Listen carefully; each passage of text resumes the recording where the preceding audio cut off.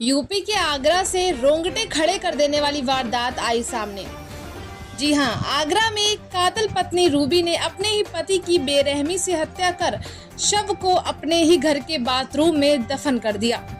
45 दिनों तक वो पुलिस को गुमराह करती रही, लेकिन मृतक के भाई की जासूसी और एक बैंक स्टेटमेंट ने इस खौफनाक हत्याकांड का पर्दाफाश कर दिया।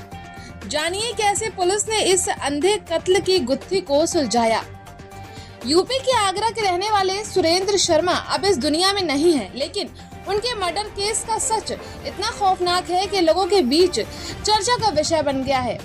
आखिर हमारे देश की महिलाओं को क्या हो गया है? जिस सुरेंद्र शर्मा की गुमशुदगी की रिपोर्ट थाने में दर्ज कराई गई, जिसके माता पिता अपने ही बेटे की तलाश में दर दर भटकने के लिए मजबूर थे, उनकी जांच कर रही आगरा पुलिस ने जब घर का दरवाजा खटखटाया तो उनके होश उड़ गए।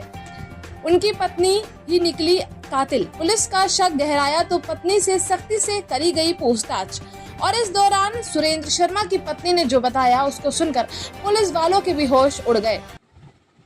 आगरा की रूबी और उसका खौफनाक सच, एक ऐसा सच जो पिछले 1.5 महीने से दफन पड़ा था, जिसे सुनकर हर कोई हिल गया। किसी रूबी ने पहले अपने पति सुरेंद्र शर्मा को मारा और फिर बाथरूम में पड़ोस में काम किया था, जहां से रूबी ने मिस्त्री रवि का नंबर लिया और उसे कॉल किया। उस वक्त वो बिचपुरी गांव में काम कर रहा था। रूबी ने उसे कॉल किया। अगले दिन रवि काम के लिए उसने आंखों देखा हाल बताया।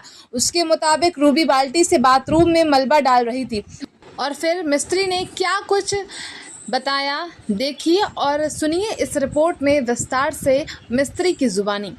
26/5/2026 को थाना सिकंदरा पे एक सुरेंद्र शर्मा नामक व्यक्ति की गुमशुदगी दर्ज की गई। इस गुमशुदगी के क्रम में पुलिस द्वारा जांच की गई तो यह पाया गया कि मृतक की पत्नी द्वारा ही मृतक को मार के अपने बाथरूम में गाड़ दिया गया है एवं फर्श बनवा दी गई है। पुलिस द्वारा विधिक कार्रवाई करते हुए बाथरूम की फर्श तोड़ी गई एवं शव को बरामद किया गया। शव को पंचायतनामा करके पोस्टमार्टम हेतु मॉर्चरी भेज दिया गया है और अभियुक्ता को, जो कि मृतक की पत्नी है, उनको हिरासत में लेकर पूछताछ की जा रही है। तुझे कुछ नहीं होने दूंगा मैं, तू एक बार बस खाली मुझे बता तो दे कि मुझसे ये गलती हो गई है या मुझसे ये क्या कह गया है वो। लेकिन फिर उसने कल तक नहीं बताया। फिर आज मेरे पास में उसका कॉल आया कि आप घर आओ, तो मैं सुबह 6 बजे घर आया था। इसके बाद उन्होंने फिर सुबह मुझे अपना कन्वेंस किया। मैंने उससे पूछा, मैंने कि कहाँ है? बोले यहीं है घर पे। मैंने घर पे कहाँ? बोले बाथरूम में। मैंने बाथरूम में जाके देखा लेकिन मुझे कुछ मिला नहीं। तो मैंने कहा कि बाथरूम में तो है नहीं। मैंने क्या बताना चाह रही है? बोली है बाथरूम में, लेकिन बाथरूम में ज़मीन के नीचे है। मैंने कि ज़मीन के नीचे, मैंने कि गाड़ दिया है? बोली हाँ। मेरा नाम गौरव दीक्षित है। गौरव जी, क्या हुआ है सर, ये इसकी वाइफ करीबन 1.5 महीने से यहाँ पर ये बोलती आ रही है कि मतलब मेरा आदमी मतलब लापता है, कोई पता नहीं है। मगर इनके घर पे रोजाना का यही मैटर था। आई दिन इनके घर में लड़ाइयाँ होती थी। आदमी दारू पीने के चक्कर में अपनी वाइफ में मार लगाता था कि पैसे दे मुझे, कहीं से भी लाके पैसे दे। इस चक्कर में इन दोनों में आपस में काफी विवाद होता था और आदमी की जो कंडीशन थी वो कोई काम वाम करता नहीं था, कुछ करता नहीं था। सुना पहले डिलीवरी हुआ था? हाँ, डिलीवरी बॉय था। करीबन उसने 1.5 महीने उसने डिलीवरी बॉय का काम किया जोमेटो के अंदर, और उसके बाद में उसने वो काम जो करता था वो भी छोड़ दिया। उसने आगे कोई काम नहीं करता था। केवल ये करीब 1.5 महीने का मालूम पड़ा कि 1.5 महीने के बीच में वो लापता रहा। आज पुलिस ने क्या बरामद करा घर से बॉडी? घर से बॉडी इसकी बरामद हुई है। वह तो था नहीं, खैर जॉब पर था।